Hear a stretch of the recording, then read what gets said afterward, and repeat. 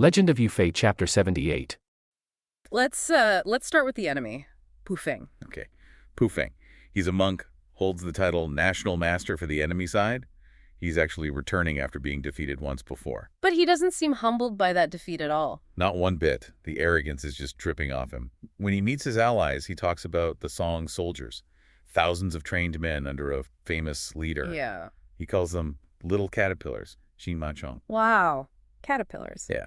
And he promises to, quote, slaughter all those little caterpillars. It just sets a psychological tone, and he sees them as insects, nothing more. And that immediately gets a reaction from Yu Lei, the Song commander. But it's not what you'd expect from a tough general. Right. We know Yu Lei is seasoned. He can handle enemy generals. But when he hears Pu Feng is back, the text says he was frowning and depressed. Which is weird, right, for a military leader. It really is. It tells you something about the Song mindset, maybe. Yu Lei spells it out. He's not worried about generals. He fears monks, Taoists, nuns, and women. Okay, so why those specific groups? He says they possess yin energy and rely on sorcery au fait. He's not worried about the yang energy of standard military might. That's order, action, structured fighting. He understands that. So he's basically saying these figures operate outside the normal rules of engagement. Using chaos, maybe. Exactly. The Song military machine is all yang rationality, bureaucracy, daylight logic. Yin is the opposite. It's darkness, unpredictability, the occult. So when Yu Lei says he fears yin energy, he's admitting right up front that their entire system training, logistics planning, it might be totally useless against a force that just ignores the laws of physics. That's chilling. It's like admitting defeat before the fight even starts. But his generals don't see it that way, do they? Not at all. Their chief advisor, Su Jin, tries to urge caution. Let's hold back, plan something. And how does that go down? Oh, terribly. This is where the military pride, that yang hubris, kicks in hard. General Jurchen just leaps up, totally dismisses the advice, shouts something like, "Nonsense, we're proper generals. Why fear some monk we already beat?" And then he insults Zhuge Tur personally, calls him bullnose or ox nose. Deeply disrespectful. So much for caution. Yeah, it's pure bravado taking over.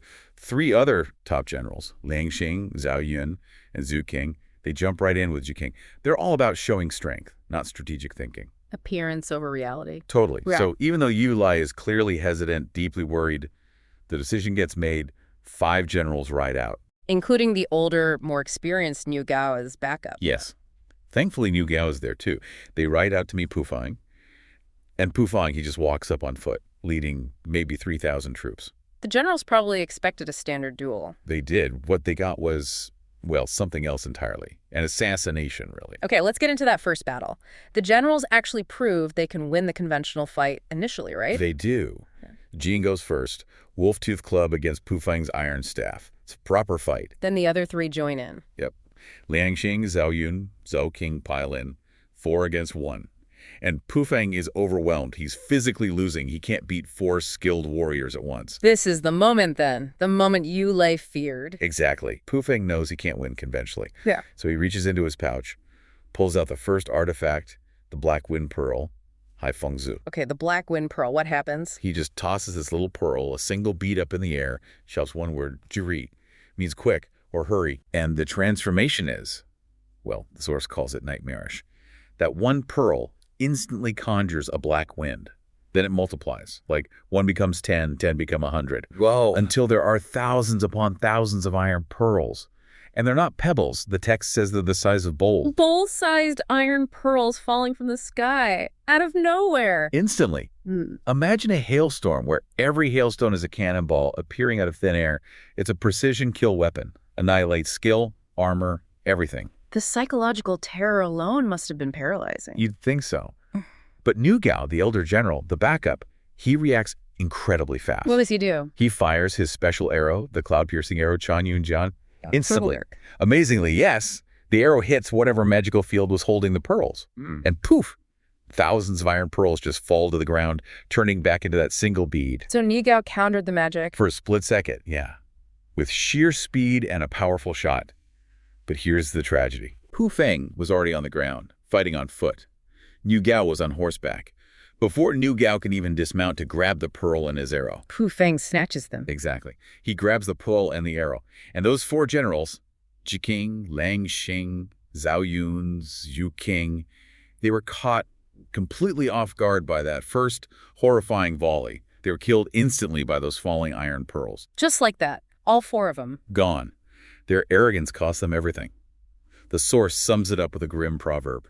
The earthen pot cannot avoid breaking on the well's edge. The general cannot avoid dying on the battlefield.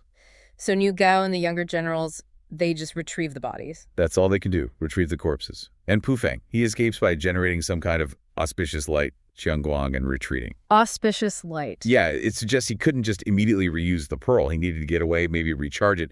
These artifacts aren't infinite cheat codes, it seems. Okay, so that first battle is an absolute disaster. 4 top generals lost to a magic pearl. That must send shockwaves through the camp. Massive shockwaves. And it sets up the second battle, which isn't about strategy anymore. It's about grief. Vengeance. Because Ji King's son, Ji Shenyang, he wants payback, right? He demands it. And this puts huge pressure on Yulei. The younger commanders are getting restless. They're thinking, our main goal is reaching 5 Kingdoms City, and we're stalled here, terrified of one monk. They see it as paralysis. They need to restore morale. Exactly. They demand action, even knowing the risk. So Yulei, probably against his better judgment, agrees. He has to restore confidence somehow. So he forms up his troops again. Yep. 3 divisions this time. They march out. Pu Feng meets them. And when he gets cornered again by a much larger force this time, he pulls out artifact number 2. And this one is the Black Wind Banner. Hai Fengqi. That's the one. And if the pearl was a precision weapon, this banner, this is something else entirely. How so? The pearl was for taking out key targets, assassination almost. The banner is about area denial, mass destruction, total demoralization. Okay, describe it. What does it look like? Initially, it's tiny. A small black flag, the source says not even a foot long. But Pu Feng, when he's surrounded, he shakes it, and it grows dramatically. Suddenly, it's 5 or 6 feet long. And then Then he starts chanting and shaking the flag, and bam, a sudden, violent, evil wind kicks up. The sky instantly fills with dust, yellow sand. like a dust storm. Way worse. It turns into this thick black fog, so dense the generals cannot tell north from south. Total blackout, 0 visibility. For an organized army, that's catastrophic. No command, no control. Exactly. But it gets even worse. This isn't just fog. It carries things. The source says it brings ice shields and hailstones. Bing pai bao kua. Weaponized weather, ice shields. Yeah, imagine being pelted by huge chunks of ice and hail out of a black fog you can't see through. They flew like locusts, apparently, hitting the soldiers, breaking heads, bloody noses, just instant widespread damage. My God, you can't fight that. You can't even defend against it properly. There's no defense. It's not a duel. It's just mass destruction raining down. Yeah. The soldiers aren't being hit by arrows or swords. They're being crushed by the elements. They can't see. They can't fight back. They can't retreat in any organized way. So it's a complete rout. Utterly complete. Pu Feng follows up the storm with a ground charge into the chaos. Yulei has no choice but to order a massive retreat. They fall back 30 lei. That's like 30 miles, roughly. A huge distance. A devastating retreat. Yeah. And the casualties are staggering. Over 1,000 killed or trampled in the panic. Countless wounded. A highly trained army just broken by weather manipulation. So, okay, 2 battles, 2 magical artifacts, 2 catastrophic defeats, the Black Wind Pearl for targeted kills, the Black Wind Banner for mass chaos. What on earth does Yulei do now? He's the commander, but his playbook is useless. His distress is described as total. And his immediate response tells you everything. What does he do? Order research into counterspells? No, nothing like that. Yeah. He orders his camp fortified with iron caltrops and deer antlers. Caltrops and deer antlers, like basic anti-cavalry, anti-infantry obstacles. Exactly. Iron rhombuses scattered on the ground, deer horn barriers. The most basic passive defenses imaginable. Designed to slow down a normal ground assault. So by doing that, he's basically admitting... He's admitting his entire offensive capability is gone, neutralized. He's not planning to fight Pu Feng anymore. He's just hoping to keep Pu Feng's ordinary soldiers out of the camp. While accepting that Pu Feng himself can just stand outside and summon another ice storm whenever he wants. Pretty much. He's completely on the defensive, hoping to survive. Yeah. It's a total admission that conventional military power has failed. Which brings us back to Zhuge Jin, the advisor who got insulted earlier. Right, and his perspective now seems, well, depressingly accurate. He reiterates his view, saying the generals who died were essentially destined to suffer this ordeal. Zongdianga yeno yegani fan monan. It's almost fatalistic. It was unavoidable. Or at least unavoidable through their means. And this leads to the final strategic point here. The solution has to come from outside. Outside the military structure. Completely. Jurchen says that only a high person, a Jurchen who is coming soon, will be able to break Pufeng's magic. A high person, like another powerful individual, maybe another sorcerer. It implies someone with special abilities, yes, someone outside the normal hierarchy. The message is clear. The Song Army, the rational state-controlled force, has hit a wall. They can't solve this. They need an external, possibly equally supernatural intervention. And then, seemingly out of nowhere, this Taoist priest shows up, Bao Fangzhu, and he claims to be the teacher of the late General Nugo. Yugo's teacher. Okay, that's a significant arrival. Oh, absolutely. And his arrival immediately shifts everything. It stops being just a military problem. Suddenly it's cosmic. Cosmic. How so? Well, Bao Fangzhu doesn't talk about troop movements or anything like that. He frames this whole fight as being tied to the destiny of the entire Song Empire. Ah. He says, look, normally he stays out of mortal affairs, the red dust, as he calls it. But this time, he has to act. Why? Because the Song dynasty is destined for revival. The text uses this specific phrase. Yun he zonking. Destiny aligns with restoration. Precisely. It's written in the stars, essentially. Yeah. And he has to interfere because this conflict is blocking that destiny. He even mentions purple tenuity, Ziwei. Ziwei. Yeah. That's the Emperor's star, right? Like the North Star, embodying the Emperor's celestial authority. Exactly. So the mandate is coming from the very top, cosmically speaking. When a fight gets in the way of something decreed by Ziwei, well, that's when divine masters have to step in. It sort of confirms that Yulei had done all he could, like on the human level. That's a great way to put it. Mortal power reached its limit. Now, the heavens are intervening to guarantee the outcome. It makes you wonder, though, if destiny is already set by Ziwei, why even have the campaign? Is the fighting just performance? That's a classic question with these epics. I think it's more that the mortal effort is necessary. It builds merit, shows resolve. But you still need help to remove, well, supernatural obstacles. And Pufeng, the demon monk, is definitely supernatural. Oh, absolutely. We need to dig into who he actually is. Because he's not just some rival strategist. He's called a demon monk, yes, but his real form. Yeah. He's a blackfish. When will you? From the Shanwell River. A fish, seriously. And not just any fish. He's apparently gained immense power by worshiping the Big Dipper for over 1,000 years. Okay, 1,000-year-old magical fish monk. That's quite the opponent. The villain backgrounds in these stories are always so fascinating. Right, 1,000 years of worship means he's operating on a very high magical level. You can't just beat him with, arrows and swords. And there's more to it, isn't there? It's not just random opposition. There's a personal angle. A very personal angle. Deep spiritual vendetta, really. The text says Pufeng was specifically sent because Yulai's father, the famous Yufei, The original hero of the cycle. that's the one. Yufei had previously killed the son of this powerful entity called the Holy Mother of the Dark Spirit. Ah, so this is payback. Revenge. Exactly. It's a demonic payback scheme aimed right at Yufei's lineage, trying to derail that whole Song dynasty restoration. And that's why Bao Fangzhu has to step in. It's not just a battle. It's an attack on the cosmic order. Okay, that really elevates the stakes. So Bao Fangzhu arrives, lays out the cosmic situation. What's his actual plan? How do you fight a magic fish? Well, his advice is surprisingly simple, actually. Yeah. And it points out the monk's weakness. Which is? Bao Fangzhu tells Yulei, essentially, look, this guy relies only on demon magic. He doesn't have real martial skill or strategy. All flash, no substance underneath.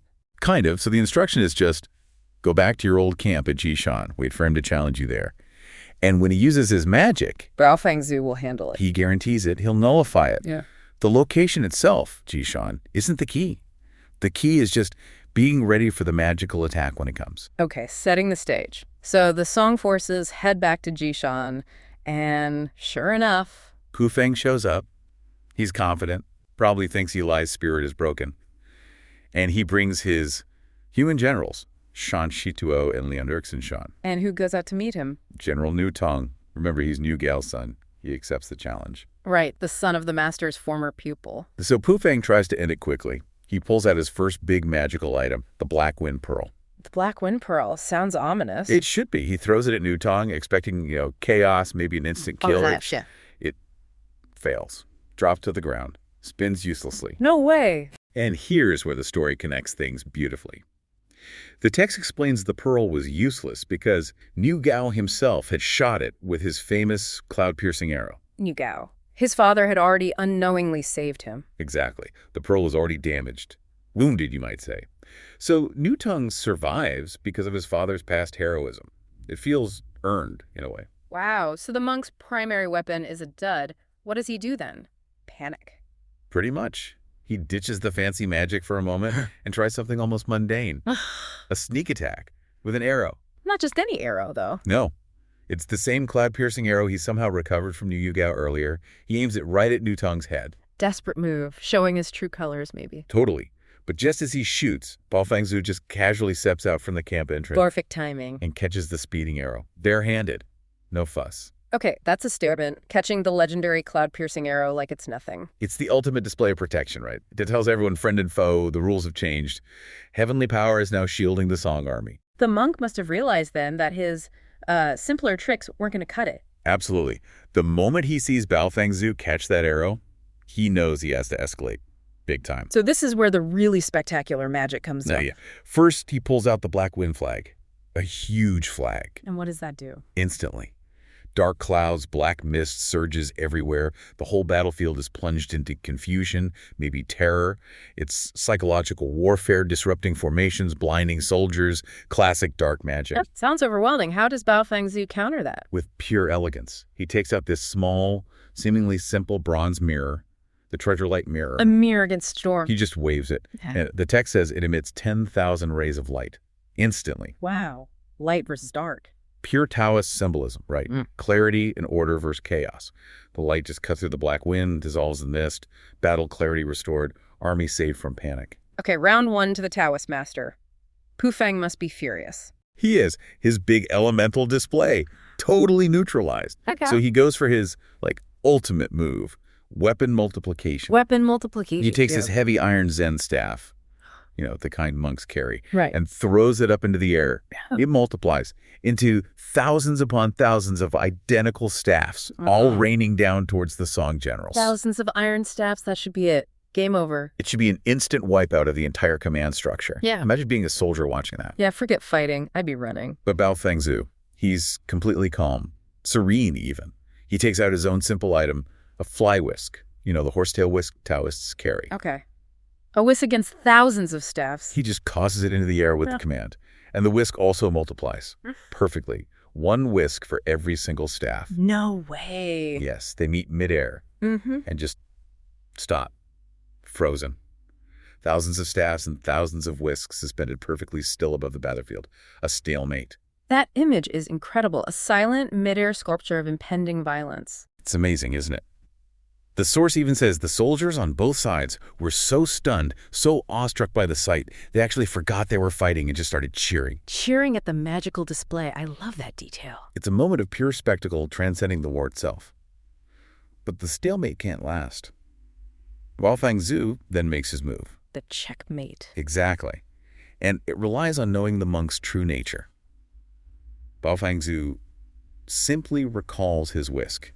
Just calls it back. And what happens to the staffs? As the whisks withdraw, the thousands of staffs don't just fall. They all simultaneously transform into the monk's true form. Each staff becomes a tiny, 3-inch-long mudfish. Mudfish. Not the original blackfish. Well, related. The point is, it's his primal, powerless form. Bao Fangzhu didn't just disarm him. He forced the demon back into his weakest state, capturing his very essence in his sleeve. So Pu Feng is just helpless now, stripped of all that power. Utterly. 1,000 years of magic, gone in an instant. He tries one last thing, a desperate escape, tries to ride golden light away. Fly away. Yeah, tries to leave the ground. But he doesn't even get off the sand. Oh, I'm down. Immediately. Yeah. Before he can escape. Young Kongshan hits him with an axe. Yulei follows up with a hammer blow to the head. And that's the end of the demon monk. Violently removed. And does his body? Yep. The text confirms it. His body instantly reverts to its true form. A not big, not small black fish, dead on the ground. Prophecy fulfilled, spiritual obstacle gone. Wow. So with the magic fish monk gone, what happens to his human generals? Well, without their supernatural leader, their morale is shattered. And their magic, if they had any borrowed, is gone too. They fall quickly in pretty standard, though still heroic, combat. How does it play out? Yang Jizu deals with Shan Shituo, fakes a retreat, spins, gets him right through the heart with his halberd. Classic move. Nice. And the other one, Leon Erkson-Shan. He gets distracted, seeing his buddy go down. Fatal mistake. Lu Wenlong sees the opening and nails him with his spear right in the throat. Clean kills. Efficient. Very. And with both commanders down, the rest of the enemy army just breaks and runs. The Song forces secure a decisive victory at Jishan. The divine intervention basically cleared the path for mortal heroes to finish the job. So, battle won. Destiny back on track. Does Baofeng Zhu stick around? Yulei must have wanted him to. Oh, he definitely begged him to stay, understandably. But Baofeng Zhu says, no, his task is done. Just like that. Pretty much. Yeah. He assures them the Song army now has the support of 100 spirits, basically, divine favor, and they'll succeed from here on their own. Okay. But there's one more little strange event before he leaves, isn't there? General Nu Gao. He's always good for a laugh, isn't he? Oh, absolutely. Nu Gao is like the perfect foil to Yulei's, serious piety. He's earthy. He's grounded. So when the priest talks about going back to his simple ascetic life, New guy's like, nah, not for me. exactly. He cracks a joke, says something like, Master, I admire you, but I just can't handle that King Dan life, that simple, plain existence. Too boring for him. Yeah. He says he needs to mix around for a while longer, stay in the thick of it.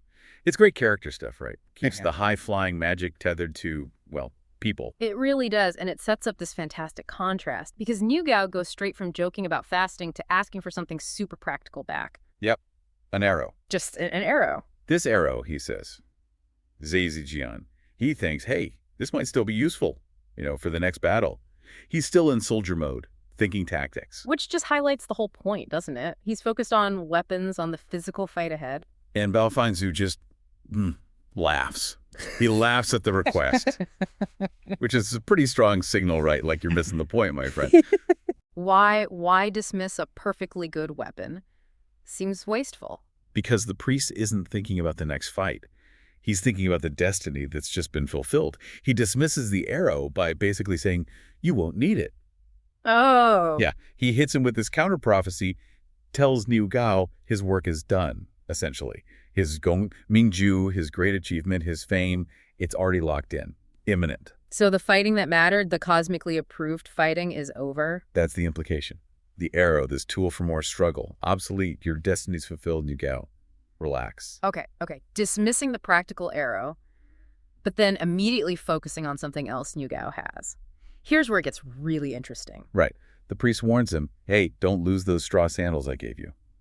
The carrier. Just plain straw sandals. Seemingly. And again, it's that classic trope, isn't it? The really powerful magic often looks totally ordinary. Yeah. Mundane, even. And Nu Gao, ever the practical soldier, he actually has them, stashed away safely. Yep. Confirms they're safe and sound in a little pouch he wears at his waist. It's, responsible, even with simple sandals. So he pulls them out. And do we get a fancy name for them? Or just sandals? Oh, we get the name. He retrieves the Polong Elam. Polong L, wave-breaking slippers. That's the one. And the name itself is loaded, right? Breaking waves suggests overcoming obstacles, crossing dangerous waters. Things you'd need to do in a military campaign in that part of China. Exactly. These weren't just any old sandals. They were likely the magical aid. So Nu Gao is holding these, and then the big reveal. Yeah. Aha moment. This is the climax, visually. Baofeng Zhu tells Nu Gao, take a good look. And as Nu Gao stares down at them, they're not straw anymore. What happened? Right there, in his hands, they morph. They transform into a pair of shungfu, double mallards, ducks. Ducks. Wow, that's unexpected, but beautiful. Why ducks, though? Is there symbolism there? Oh, definitely deep cultural symbolism. Paired ducks or mallards, they often stand for harmony, fidelity, completion, like a partnership that successfully finished its task. So the mission's complete, harmony restored, the slipper's job is done. Precisely. Their purpose, breaking the waves, ensuring stability, it's fulfilled. The transformation signals that completion. And it's not just a static change, right? They become living ducks. They absolutely do. The description is super dynamic. They open their little duck mouths, flap their wings, and then hootie shung this sharp sound, and whoosh, they fly straight up into the sky and vanish. That's incredible. So the magic literally just flies away. It's the physical proof, isn't it?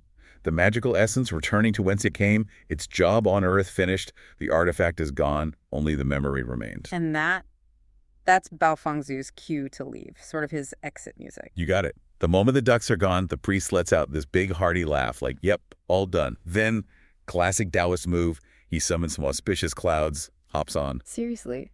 Rides clouds. Rides the clouds, and Shashi Bujian disappears instantly. Gone. It's the final, flourish. The supernatural aid has officially clocked out. Yulei has taken 3 days to prep. He's rested his troops, got them ready. Now he's advancing on Muyang City. The goal, the official sweep the north mandate, clear the way, bring back the two sages. Standard campaign objectives initially. Okay, so let's break down that initial setup. It sounds pretty standard, militarily speaking. Yulei splits his force. 2 vanguards, 10,000 troops each. That's a solid force.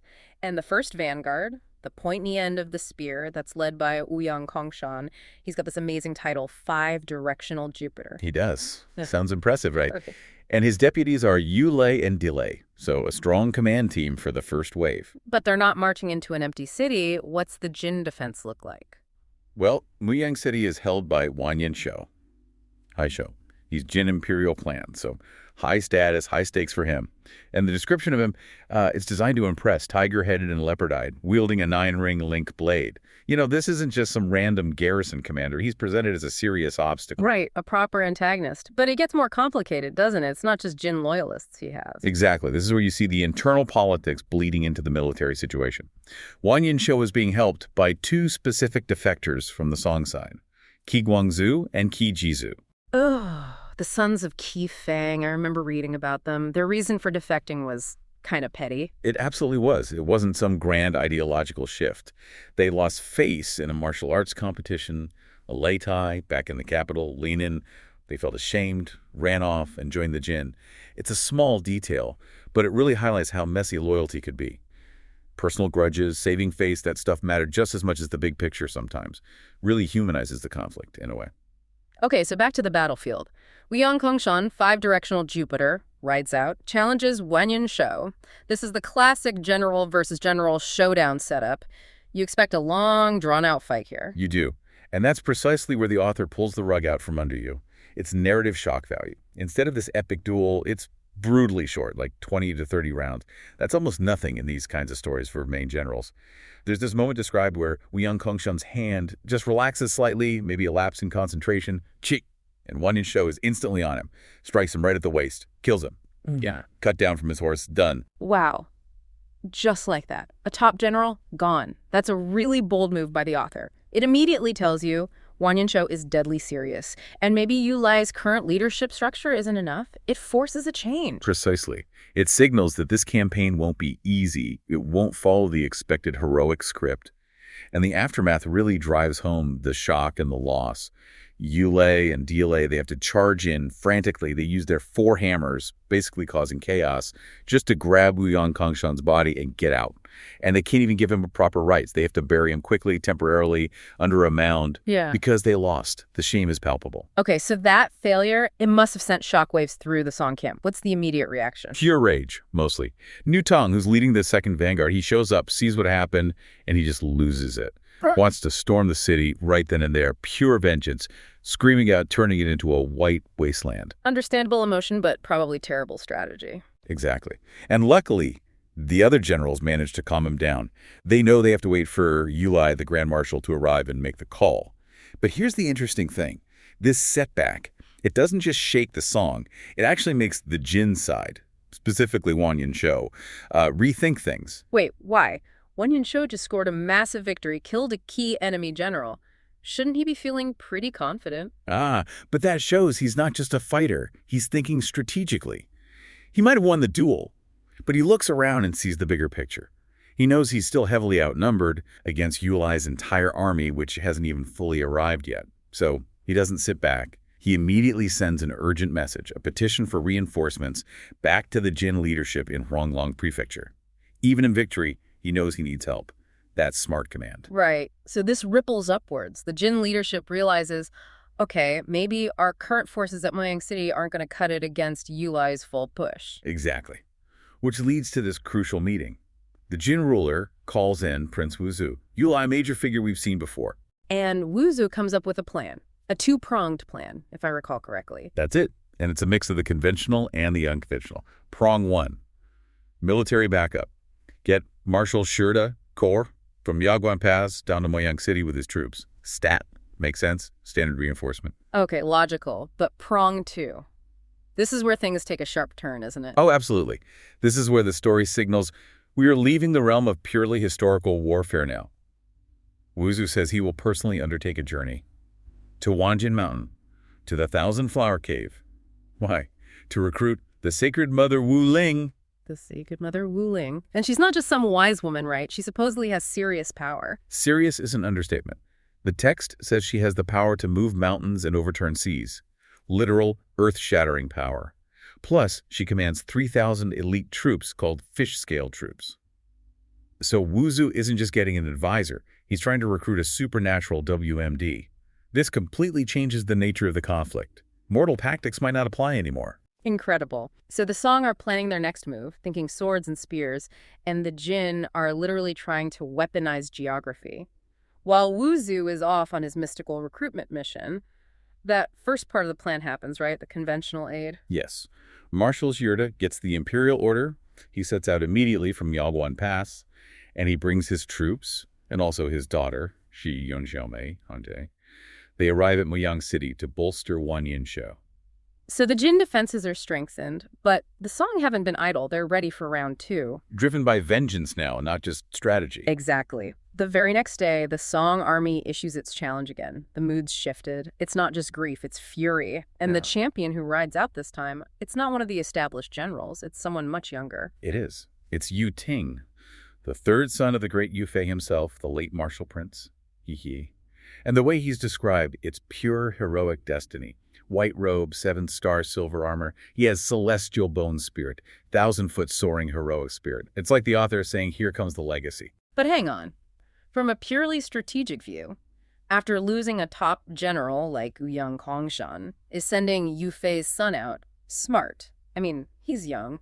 Isn't that a huge risk? What if he falls too? That could break the army's spirit completely. It's a massive risk, yes. But you could argue it's a calculated one, maybe more for narrative and morale than pure tactics. They needed a symbolic victory after that devastating loss. Who better to embody righteous vengeance and restore faith than the son of the revered Yufei? It's about reasserting the moral high ground, the mandate of their campaign. Okay, I see that. And his opponent is the newly arrived Marshal Shirda. How's he described? Shirda is presented as physically imposing too, but more grounded. Bristly beard, face as red as a cooked shrimp, love that detail eyes like lightning. He tries to pull rank, basically. Yeah. Sees this young guy and immediately dismisses him, calls him a milk-smelling little barbarian, trying to intimidate him with age and experience. So the experienced veteran versus the destined young hero. How does the duel go? Does experience win? It doesn't. The duel lasts about 30 to 40 rounds. Interestingly, around the same length as the fatal duel the day before. Shirda is strong, he's brave, experienced, but Yu Ting's fighting style, it's described almost poetically. His silver spear moves like flying cloud and flashing lightning.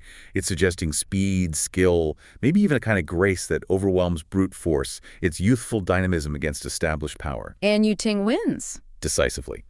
He finds an opening, runs Shirda through the shoulder. The marshal falls from his horse, and Yu Ting finishes the job. Kills him, takes his head. Vengeance served. A huge morale boost for the Song. Perfectly balances the scales after Yang Kongshan's death. Fantastic. So Song victory, the troops must have surged forward then. They did. Seeing their young champion victorious, killing the enemy marshal, the Song army charges. But Wanyin Shou, again, proves he's a capable defender.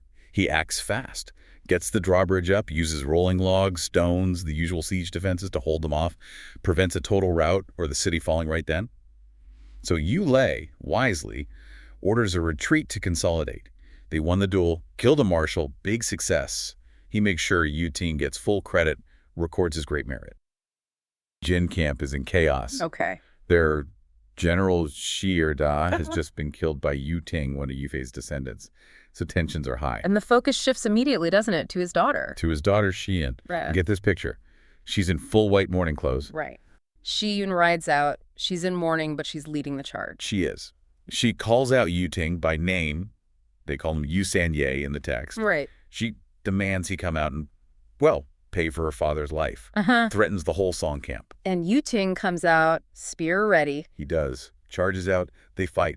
But it's it's surprisingly short, Oh, sure. like 7 or 8 rounds. Then Shi Yun does this thing she pretends to lose.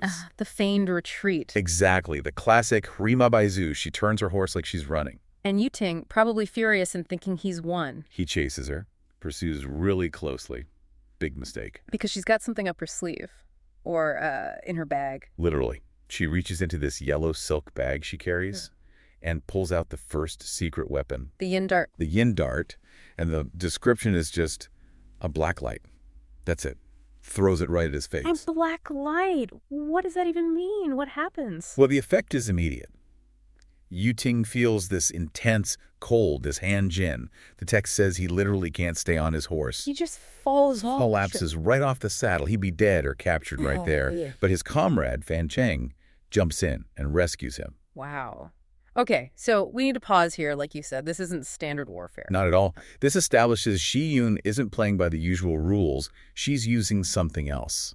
Is it poison? Magic? What are these darts? You know, in these kinds of epics, it's often a mix. Could be alchemy, could be minor magic, talismans, chemically treated darts. The point is, they signal she operates outside the normal code of martial skill. Facing her isn't just about being a better fighter. It's like she has a cheat code. Pretty much. You can't just block it with a spear. It's surprise, and it's unconventional. And Fan Sheng learns that the hard way, right? He steps in to fight her. He does. Steps in bravely. They clash for just maybe 3 or 4 rounds. Does she feign retreat again? Nope. This time, weapon number 2 comes out. Which is? The Yang Dart. This one's described as a firelight. Firelight. Okay, so yin is cold, yang is hot. Makes sense. Seems so. It hits Fan Cheng. He just screams, "Ah, yeah!" And boom, falls off his horse too. So 2 Song generals down, just like that, using weapons nobody can defend against. Exactly. Think about the psychological impact. She's just taken out 2 leaders in minutes. She seems untouchable. Who's going to fight her next? Right. Who is going to fight her? She seems unbeatable. Revenge looks imminent. Well, another Song general steps up, Wu Lian. He wields a facepole halberd. Mianganji promises he'll capture her. Okay, another challenger. So does she use another dart? No. This is where the whole story just pivots dramatically. How so? Because the text suddenly stops talking about the fighting and starts talking about Wu Lian. Specifically, how incredibly good-looking he is. Wait, what? In the middle of a battle sequence. Right. It's jarring. Yeah. But crucial. He's got this purple gold crown, handsome features. They compare him to Pan. Pan, the symbol of male beauty in Chinese history. The very same. And he even calls him a living bodhisattva. Describes his face like powder. I mean, the text really lays it on thick. Okay. So Shi Yun sees this guy. And everything changes instantly. Huh? The revenge mission, gone. Gone, just like that. Oof.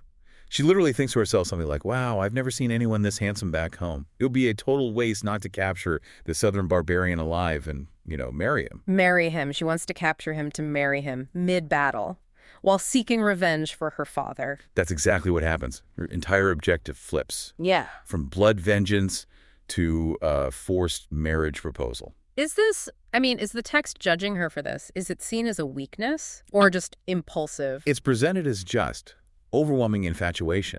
It highlights that emotional vulnerability, even in the fiercest warriors. Her ruthlessness is still there, but the goal is now completely personal, selfish even. So what happens in the duel? They actually fight. Oh, yeah. They fight for over 10 rounds. He's clearly a good fighter. And then, let me guess, feigned retreat. You got it. Wima Yuzu. She turns and runs again. And Wu Lian chases her. Probably thinks he can handle the darts this time. Maybe. But she doesn't use the darts on him. She wants him alive, remember? Ah, right. So new weapon. New weapon, her ultimate capture device, the Bailong Day. The white dragon belt, what does that do? She just throws it up in the air. Yeah. It falls down on Wu Lian looking like a white dragon. Like a literal dragon? Well, it acts like one. It instantly wraps around him, binds him up completely tight. Yeah. Jin Kunding. Jin Kunding! He's just captured. Like that. No fight. Just like that. Helpless. She throws him over her horse, carries him back into the Jin city. And the Song army can't rescue him? Lu Wenlong and others try, but nope. She gets inside, raises the drawbridge. Done deal. Wow. So 2 generals downed with darts, one incredibly handsome general captured with a magic belt. Yeah. Shi Yun had quite a day. A very productive, if romantically redirected day. Right. So now the action shifts. It moves off the battlefield, inside the city walls. And it becomes about the prisoner, Wu Lian. Okay. He's captured, bound. What happens to him? Execution. Not if Shi Yun has anything to say about it. She puts him in a ziyanshe, basically a trap wagon, a cage. Right. And then she sends her trusted maid, Kai Hong, to him.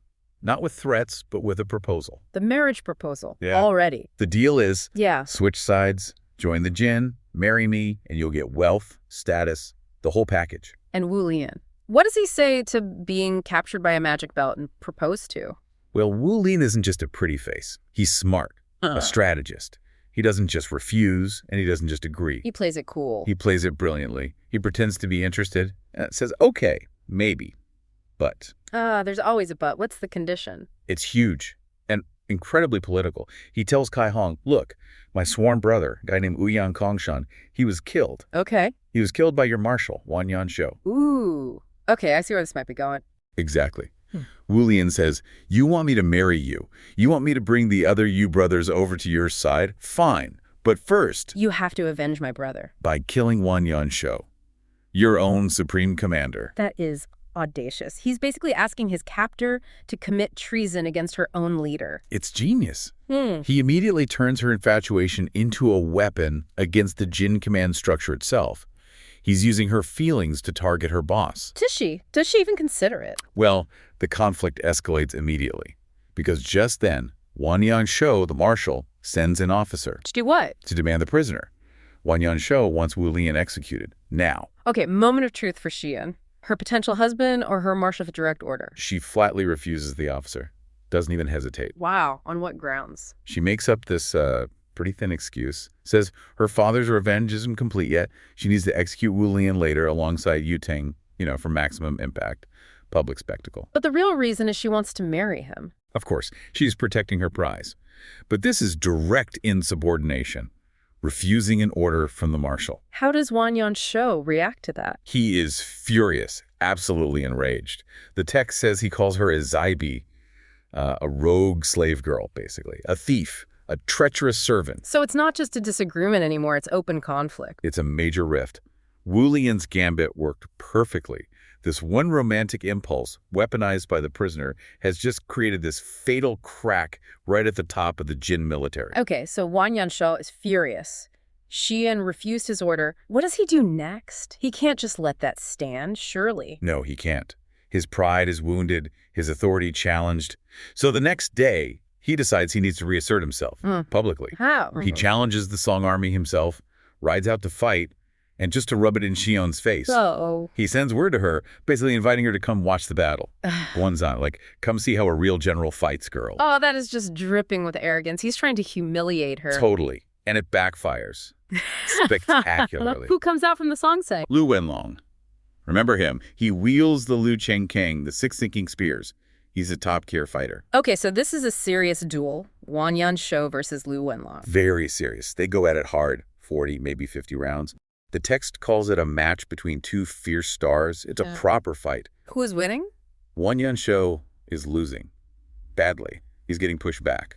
So now he needs help. Does he call for Shi Yun, the one he invited to watch? He does. He cries out for her assistance, the help she was supposed to provide as his subordinate general. And Shi Yun, she's right there, watching, as invited. What does she do? This is the moment. The ultimate betrayal. She's right there, on her horse, near the drawbridge, watching. And she does. Nothing. Absolutely nothing. The text is specific. Le mazan shijipu donshen, holding the reins, standing motionless, just watching him lose. She lets him die to fulfill Wu Lian's condition. She chooses the prisoner over her marshal. Her infatuation, combined with maybe a bit of her own ambition and resentment, it seals his fate. So Lu Wenlong finishes him off. Quickly, catches up as Wan Yansho tries to flee, stabs him, knocks him right into the river. He becomes, as the text puts it, a shuizong shigi, a ghost in the water. Brutal. But Shi Yun, she's not just letting him die, is she? She's thinking ahead. Oh, multiple steps ahead. The second Wan Yansho goes down, what does she do? Raises the drawbridge. Immediately. Yeah. Slams it shut, secures the city, prevents Lu Wenlong and the Song forces from storming in after their victory. Smart move defensively. But wait, what about Wan Yansho's other generals? His allies? Trapped. Qi Guangzhou and Qi Jizu, his allies, are caught outside the gate when she raises the bridge. Oh no, what happens to them? They get trampled to death by their own retreating soldiers trying to escape Lu Wenlong. It's chaos.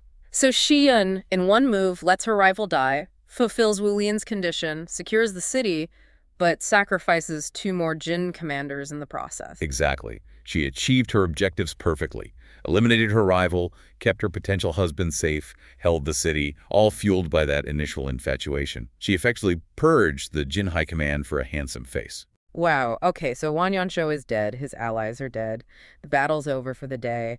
What's the mood inside the city? Well, Qi Yun seems pretty pleased with herself, but first, she has to deal with Wang Yanshuo's daughter, Rui Xian. Ah, the grieving daughter. How does that go? Qi Yun basically gives her a quick pat on the shoulder, a few words of comfort, and then dismisses her. She's got more important things on her mind. Namely Wu Lian. Exactly. She feels triumphant. In her view, she's done it. She's met his condition. Wang Yanshuo is dead. So she sends the maid, Kai Hong, back to the trap wagon. Straight back, tells Kai Hong to relay the news. Marshal Wang Yanshuo, killed by that Song General Lu Wenlong. Does she admit she just stood by? Oh yeah, she makes sure Wu Lian knows. The message includes the crucial detail. Zuo Shibuju. I sat watching and did not save him. She's claiming credit for his death by inaction. She's basically saying, see, I did what you asked, now uphold your end of the bargain. Precisely. And she doesn't waste any time. The offer comes immediately after the news. The final offer. Marry me. Tonight. The text says, Chenji Jane Ye Yelchin, take advantage of this auspicious night. Tonight. Yeah. Seriously, the marshal's body is barely cold. She's not sentimental, and she sweetens the deal considerably. How? More wealth? Better. She offers him the shui yin. The marshal's seal, the actual symbol of command for the entire Jin army in that theater. The very same. She's offering him supreme military authority. Basically, marry me tonight and you can be the new marshal tomorrow. That's an incredible offer. Power, position, marriage, all tied together, all because she thought he was handsome. It's the ultimate power play, fueled by infatuation. Control of the army in exchange for, well, she hopes, control of his heart. And how does the chapter end? Does Wu Lian accept? Ah, that's the cliffhanger. The source material leaves us right there. It just closes with this very poetic classical metaphor. Something like, the fallen flowers have intent, but it turns into a loveless marriage. The flowing water is heartless, yet they become a loving couple.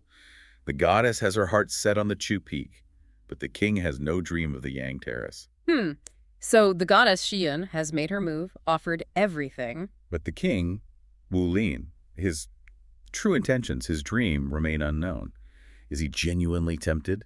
Or is this still part of his larger strategy? We don't know.